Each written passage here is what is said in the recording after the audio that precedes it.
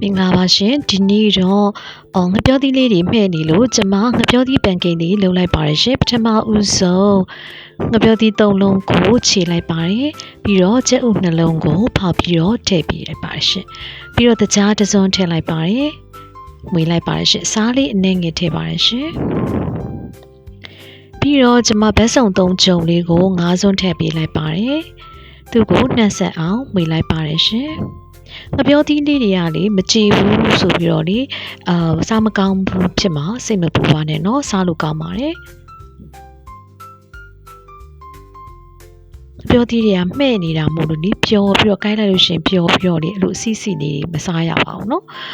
ပြီးတဲ့အခါကျတော့ကျမနွားနို့ထဲကိုရီးစင်နည်းနည်းထည့်ပြီးတော့ဖြော်ထားပါတယ်ရှင်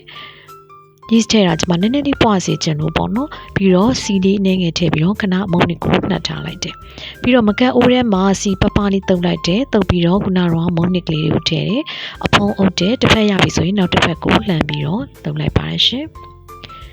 ကလေးလူကြီးအတွက်အာဟာရလည်းပြည့်တယ်အန်ရည်လည်းခင်းတယ်ပေါ့နော်